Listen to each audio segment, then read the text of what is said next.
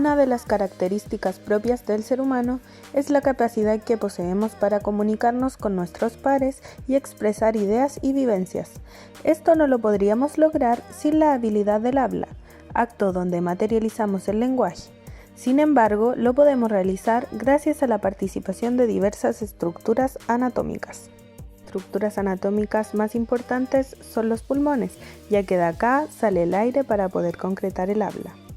Por otro lado, la tráquea es un conducto respiratorio que está formado por diversos anillos de cartílago, que une o genera una especie de puente entre la laringe y los pulmones. La laringe está formada por cartílagos, membranas y muchos músculos. Aquí se encuentran diversos cartílagos. Tiroides es el cartílago de mayor tamaño de la laringe. Está formado por dos láminas que se unen por delante formando la famosa manzana de Adán. Está también el cartílago cricoides, aritenoides y la epiglotis. Dentro de la musculatura laríngea encontramos el crico aritenoideo, que alarga, tensa y aduce los pliegues vocales. Crico aritenoideo posterior, abductor de las cuerdas vocales. Crico aritenoideo lateral, aductor de los pliegues vocales. La glotis es la parte superior de la laringe y está delimitada por las cuerdas vocales falsas y las cuerdas vocales verdaderas. Estos pliegues no funcionarían sin las articulaciones cricotiroideas y cricoaritenoideas. Las fosas nasales son cavidades que comunican con el exterior por medio de los orificios nasales. Por detrás se comunican con la faringe. Estas intervienen en la resonancia y timbre de la voz. El istmo de las fauces es una cavidad virtual que divide la faringe de la boca, y esta división está delimitada por la musculatura como el paladar blando, músculo palatogloso, músculo palatofaringio y la porción posterior de la lengua. Estas estructuras son importantes para articular el sonido.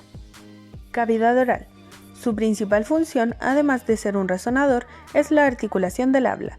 En esta cavidad se encuentran estructuras como la lengua, inervada por el vago, glosofaringio, trigémino y facial, el paladar, inervado por el trigémino y el facial, la mandíbula, inervada principalmente por el trigémino y los músculos que participan en el movimiento de ella, tales como el músculo temporal y el massétero. También participan los dientes, labios y algunos músculos faciales, por ejemplo el buccinador y el orbicular de los labios. Se produce a partir de las ondas de presión que salen de la boca y las fosas nasales de un locutor. El proceso comienza con la generación del flujo de aire en los pulmones, la modificación de ese flujo de aire en las cuerdas vocales y su posterior perturbación por algunas constricciones y configuraciones de los órganos superiores. Dentro de este proceso pasamos por tres cavidades que son: 1. Cavidad infraglótica. Está compuesta por los órganos propios de la respiración como pulmones, bronquios y tráquea. En el proceso de inspiración, los pulmones toman aire bajando el diafragma y agrandando la cavidad torácica. En el momento de la fonación, la expiración, provocada por la concentración de los músculos intercostales y del diafragma, aporta la energía necesaria para generar la onda de presión acústica que traspasará los órganos fonadores superiores. 2. Cavidad laríngea. Modifica el flujo de aire generado por los pulmones para convertirlo en una señal susceptible para las configuraciones de las cavidades supraglóticas. Durante la conversación, la glotis se cierra, pero la presión de los pulmones la fuerza a abrirse, lo que hace vibrar a las cuerdas vocales y así producir la fonación. 3. Cavidades supraglóticas. Están dados por la cavidad supraglótica, la cavidad nasal y la cavidad oral. La cavidad supraglótica tiene como función perturbar adecuadamente el flujo de aire procedente de la laringe para dar lugar finalmente a la señal acústica generada a la salida de la nariz y de la boca. Puede adoptar posiciones diferentes modificando las características del sonido emitido. De los movimientos de los órganos supraglotales surgen los distintos modos de articulación.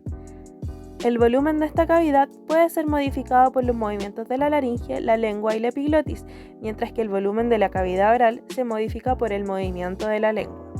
El movimiento de los labios es importante también, ya que interviene en la articulación, pudiendo ser de apertura o cierre y de protuberancia, alargando en este último caso la cavidad vocal. Por otro lado, la nasofaringe y las restantes cavidades nasales forman un resonador que puede o no conectarse al resonador bucal mediante la acción del velo del paladar. Según el resonador nasal, esté o no conectado, el sonido será nasal u oral respectivamente. Disglosia, enfermedad de la articulación que provoca alteraciones en la producción de fonemas. Su origen es a causa de malformaciones anatofisiológicas de cabeza y cuello. Existen 5 tipos, y estas son: disglosia palatal, dental, labial, lingual y mandibular.